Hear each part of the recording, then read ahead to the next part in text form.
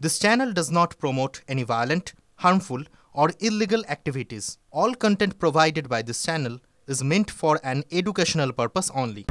বাম চিন্তাবিদ আজিজুল হক তিনি প্রয়াত। বেশ কিছুদিন ধরেই তিনি হাসপাতালে ভর্তি ছিলেন, অসুস্থ হয়ে পড়েছিলেন, গুরুতর অসুস্থ অবস্থায় তার চিকিৎসা চলছিল। গতকাল অবস্থা সংকটজনক হয়, আজ তার মৃত্যু সংবাদ এসে পৌঁছেছে। তন্ময় প্রামাণিক আমাদের প্রতিনিধির সঙ্গে রয়েছেন। তন্ময়, কি খবর?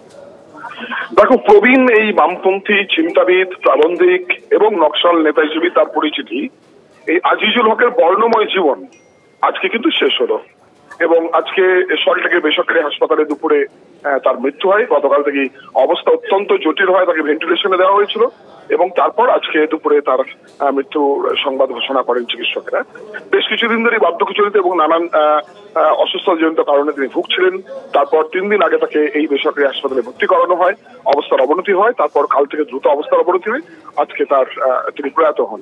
আজিজুল হক 1942-এ তার জন্ম।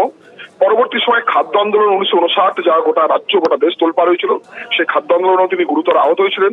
পরবর্তী সময়ে তিনি বামপন্থী আন্দোলনে যুক্ত হন, কমিউনিস্ট পার্টির সদস্য হন এবং পরে এই কমিউনিস্ট পার্টির মূল স্রোত থেকে বেরিয়ে নকশাল আন্দোলনে যুক্ত হয়ে যান এবং একটা সময় নকশাল আন্দোলনের নেতা হিসেবে গোটা দেশে তার নাম বলা চলে পরিচিতি চলে এসেছিল। পুলিশ তাকে খুঁজে বেড়াতো, দেখলি গুলি করার নির্দেশ ছিল, এমন একটা সময় তিনি পার করেছেন, একাধিকবার জেল খেটেছেন।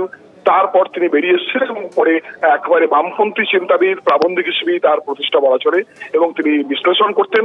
এবং সবচেয়ে গুরুত্বপূর্ণ যেটা, যে এই রাজ্যে পালাবদল যখন হয়, বামফ্রন্ট সরকার যখন চলে যায়, তার আগেই আজিজুল হক কিন্তু একেবারে সরাসরি শিল্পায়নের বিষয়ে বুদ্ধদেব ভট্টাচার্যের সরকার, বামফ্রন্ট সরকারের পাশে দাঁড়িয়েছিলেন, সবার স্রোতের বিপক্ষে গিয়ে, এবং শেষ দিন পর্যন্ত তিনি কিন্তু বলা চলে বর্তমান রাজ্য সরকার অর্থাৎ মমতা সরকারের বিরোধী হিসেবেই তিনি চলেছিলেন এবং প্রত্যেকটি যুক্তি দিয়ে তিনি কথা বলতেন, প্রবন্ধ লিখতেন এবং সেই মানুষটার জীবন অবসান ঘটলো। ধন্যবাদ। তন্ময় প্রামাণিক আমাদের সঙ্গে ছিলেন। মুখ্যমন্ত্রী মমতা বন্দ্যোপাধ্যায় তিনিও শোক জ্ঞাপন করেছেন, সোশ্যাল মিডিয়ায় তিনি পোস্ট করেছেন। প্রবীণ রাজনীতিক আজিজুল হকের প্রয়াণে আমি গভীর শোক জ্ঞাপন করছি। আজিজুল হক একজন লড়াকু সংগ্রামী নেতা ছিলেন। তাঁর দীর্ঘ রাজনৈতিক জীবনে তিনি কখনো মাথা নত করেননি। তার শোক সন্তপ্ত পরিবার ও সহযোগীদের প্রতি আমার গভীর সমবেদনা জানাই।